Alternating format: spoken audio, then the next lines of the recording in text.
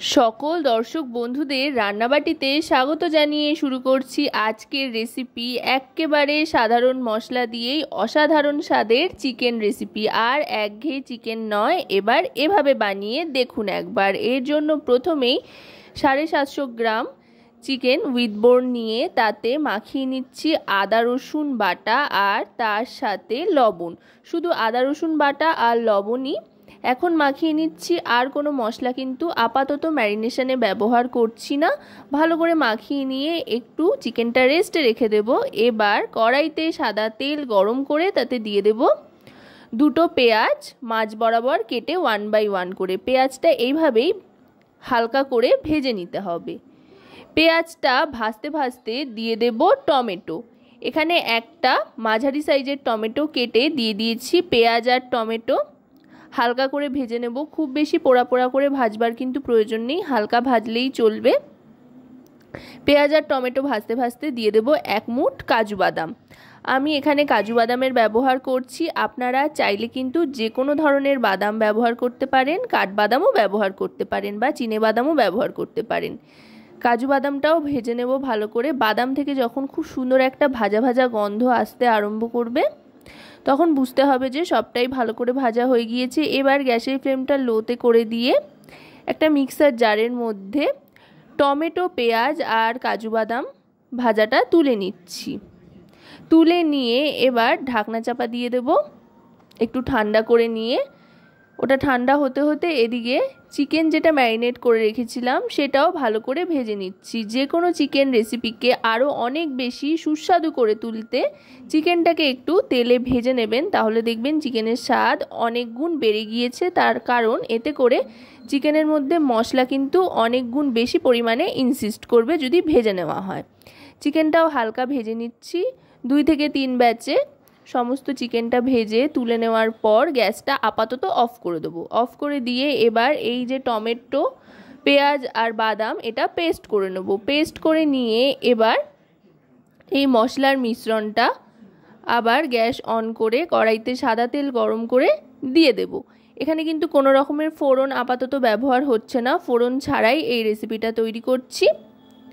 মশলার মিশ্রণটা দিয়ে ভালো করে মিশিয়ে নেব। এর সাথে দিয়ে দিচ্ছি জল দিয়ে ভালো করে কষিয়ে নেব গ্যাসের ফ্লেমটা মিডিয়াম টু লোতে রেখে। এবার দিয়ে দিচ্ছি এতে একে একে সমস্ত গুঁড়ো মশলা। প্রথমেই দিয়ে দিচ্ছি 2 টিস্পুন পরিমাণে রোস্টেড ধনে আর জিরে গুঁড়ো। এবার দিয়ে দিচ্ছি Kashmiri red chilli powder 1 teaspoon পরিমাণে, এতে করে খুব সুন্দর একটা রং আসবে। আর দিয়ে দিচ্ছি পরিমাণ মতো লবণ। হলুদ গুঁড়ো এতে ব্যবহার করছি না, তবে আপনারা চাইলে করতে পারেন, তাতে টেস্টের কিন্তু খুব একটা কিছু হেরফের হবে না। গুঁড়ো মশলাগুলো দিয়ে ভালো করে মশলাটা কষিয়ে নিতে হবে। দেখুন মশলার থেকে যখন তেল ছাড়তে আরম্ভ করবে আর মশলা যখন ঠিক এরকম একটা টেক্সচার চলে আসবে তখন বুঝতে হবে যে মশলা কিন্তু কষানো হয়ে গিয়েছে। এবার দিয়ে দিচ্ছি ভেজে রাখা চিকেনের টুকরোগুলো। এবার চিকেনের টুকরোগুলো দিয়ে মশলার সাথে ভালো করে মিশিয়ে নিতে হবে। মশলার সাথে চিকেনের পিসগুলো ভালো করে মিশিয়ে নেব। মিশিয়ে নিয়ে গ্যাসের ফ্লেমটা কিন্তু অবশ্যই লোতে রাখতে হবে। আশা করব রেসিপিটি আপনাদের ভালো লাগবে। ভালো লাগলে অবশ্যই রান্নাবাটি চ্যানেলটিকে সাবস্ক্রাইব করে লাইক, শেয়ার, কমেন্টের মাধ্যমে আমাদের পাশে থাকবেন। এবার দিয়ে দিচ্ছি টক দই। এখানে 25 গ্রাম মতো টক দই দিয়ে দিলাম। টক দইটা অবশ্যই কিন্তু ফেটিয়ে নিয়ে তারপরেই দেবেন। এবার টক দইটা দিয়ে ভালো করে মিশিয়ে নিচ্ছি চিকেনের সাথে। এতে করে চিকেনের খুব সুন্দর একটা ময়েশ্চারাইজ ব্যাপার আসবে। টক দই মিশিয়ে নিয়ে গ্যাসের ফ্লেমটা লো থাকা অবস্থাতেই কিন্তু ঢাকনা চাপা দিয়ে দিতে হবে। আলাদা করে আপাতত কোনো রকম জলের ব্যবহার কিন্তু করছি না, চিকেন থেকেই অনেকটা জল ছাড়বে, সেই জলেই কিন্তু মোটামুটি মাংস সেদ্ধ হয়ে যাবে। 5 থেকে 7 মিনিট ঢাকনা চাপা দিয়ে রাখার পর ঢাকনাটা সরিয়ে নিলাম। দেখুন চিকেন থেকে কিন্তু অনেকটা জল ছেড়েছে। এবার এই জলেই ভালো করে আরও খানিকক্ষণ রান্না করে নেব। এই জলটা টেনে আসা পর্যন্ত রান্না করতে থাকতে হবে। মোটামুটি চিকেন কিন্তু 80% তৈরি হয়ে গিয়েছে, সেদ্ধ হয়ে এসছে। আর অসাধারণ গন্ধও কিন্তু ছাড়তে আরম্ভ করেছে। এবার বেরিয়ে আসা যে চিকেনের থেকে জলটা ছিল সেটা থেকে যখন তেল ছাড়তে আরম্ভ করবে তখন বুঝতে হবে মাংস কিন্তু একেবারে কষানো হয়ে গিয়েছে। এবার এটাকে খানিকক্ষণ নাড়াচাড়া করে নিয়ে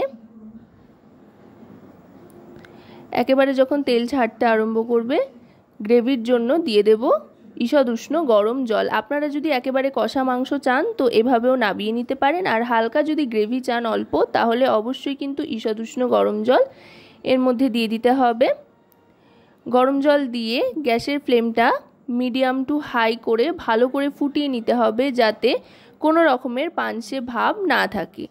ভালো করে ফুটিয়ে নিয়ে এবার এর মধ্যে দিয়ে দিচ্ছি শাহি গরম মশলার গুঁড়ো 1 টিস্পুন পরিমাণে। এতে করে দারুণ সুন্দর একটা ফ্লেভার আসবে। যেহেতু ফোড়নে গরম মশলা ব্যবহার করিনি তাই এখানে 1 টিস্পুন শাহি গরম মশলার গুঁড়ো ব্যবহার করলাম। এবার গরম মশলার গুঁড়ো দিয়ে ভালো করে মিশিয়ে নেব। মিশিয়ে নিয়ে 1 মিনিট মতো স্ট্যান্ডিং টাইমে রেখে সার্ভ করে দেবো। এই রেসিপি কিন্তু আপনারা যে কোনো রাইস আইটেম বা রুটি লুচি পরোটা যে কোনো কিছুর সাথেই সার্ভ করতে পারেন। আর দেখুন দেখতে কতটা লোভনীয় হয়েছে, খেতেও কিন্তু অসাধারণ হয় বাড়িতে থাকা সামান্য উপকরণ দিয়ে। তো রেসিপিটা কেমন লাগলো অবশ্যই কিন্তু জানাবেন।